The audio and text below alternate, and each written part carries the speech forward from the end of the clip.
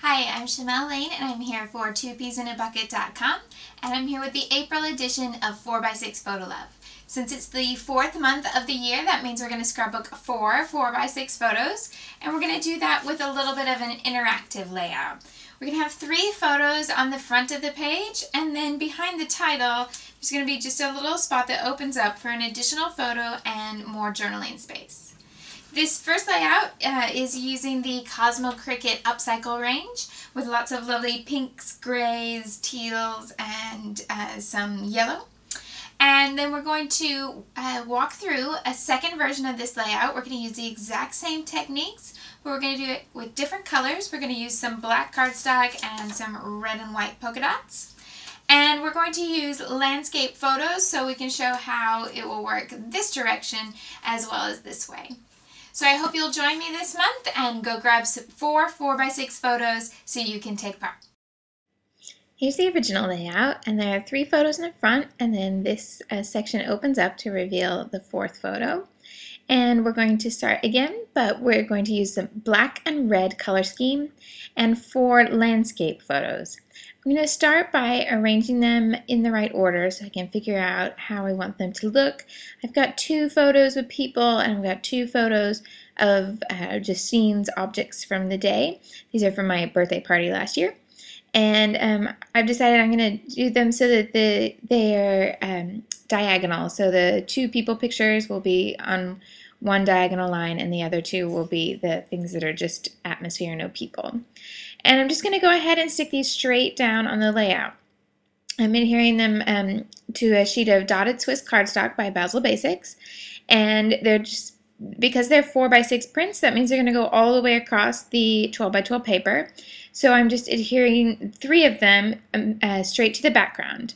And then when I get to the 4th one, this is the one where I'm going to create the interactive piece. So I've cut a piece of pattern paper to the same size, to 4x6, and it's a red and white polka dot by Cosmo Cricut.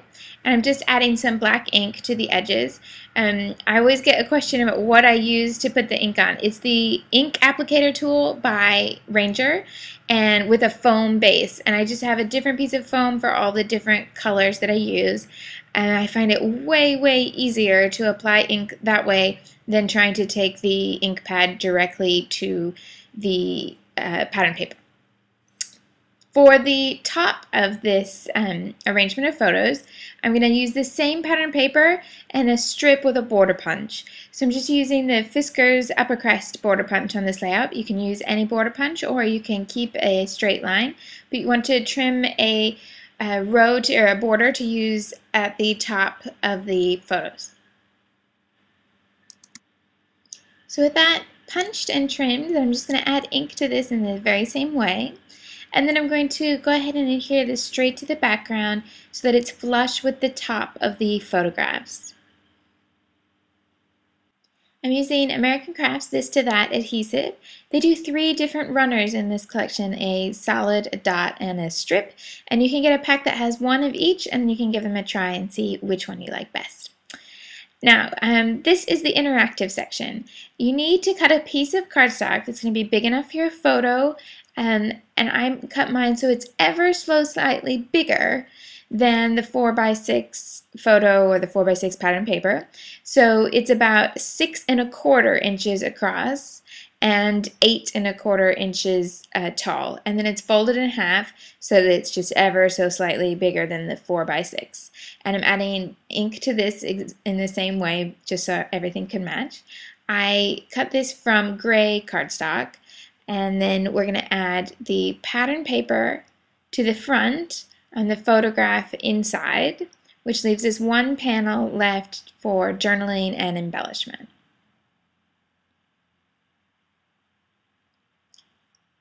So here's the pattern paper that will go on the front.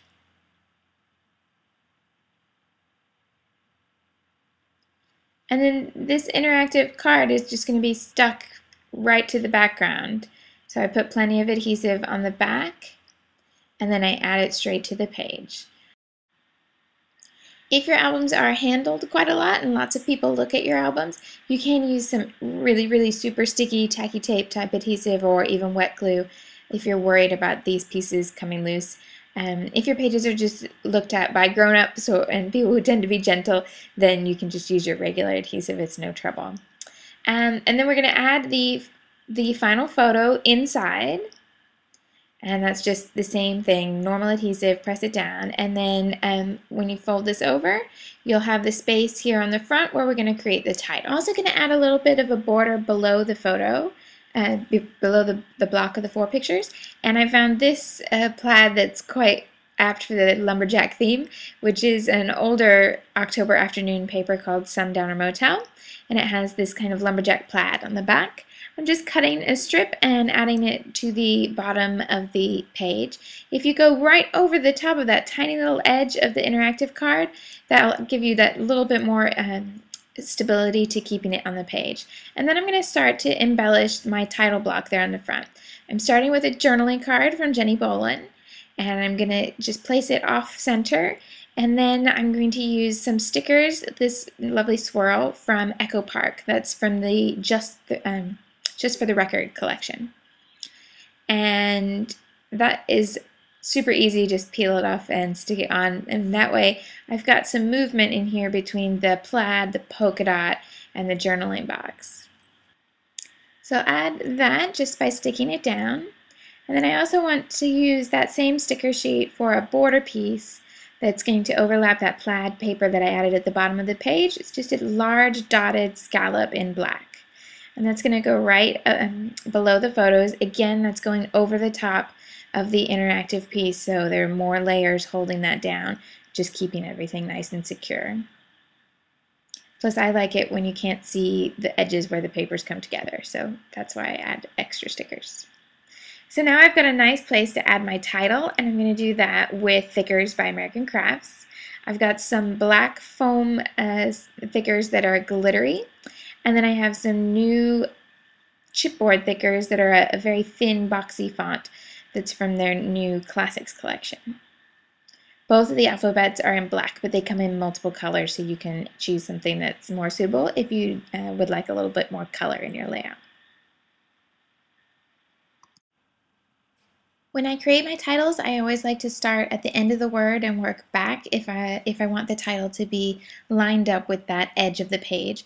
So you might notice that I spelled everything in reverse, and then that way there's plenty of room. Now, 2 other little details I'm just show you very, very quickly, and that's I'm adding some baker's twine to the top and the bottom borders. I just cut a length that's the same as the page, and then I staple it. I always use 1 staple on one side and 3 staples on the other. And then I added some happy birthday stickers from that same Just for the Record collection of stickers and papers from Echo Park. It spells out happy birthday, which I added because I didn't think it was a particularly birthday themed layout. Now, we're going to add some journaling and some embellishment inside this interactive piece. We do want this to be mostly flat, so I'm using pattern paper and some stamps, which are by House of 3 for Pink Paisley. They look like this. And the paper here is the back of that plaid from October Afternoon, and it had a receipt kind of design, so I'm just going to be able to write straight on those lines. I'm going to ink this stamp just lightly with Jenny Bolin black fountain pen ink. I want to be able to write over the top of this, so I don't want it to be the darkest dark ink. And I'm going to stamp this off the edge of the page so it has a finished look. It looks like it's meant to be there. And because this is a clear stamp, I can stamp it again and line it up perfectly so the 2 stamps together can look like they were one big border. And then I have some word stamps to add that just say birthday bash again in the corner here.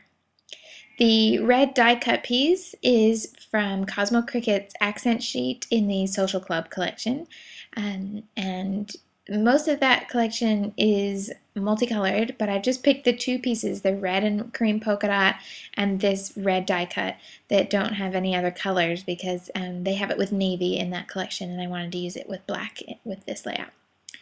So I'm just adding that to the top, and you want this to be mostly flat because this is going to go against the photo on the layout, and you don't want this to be too lumpy because then the top of the flap wouldn't close. So I'm just going to adhere that inside our interactive piece and fold it back down.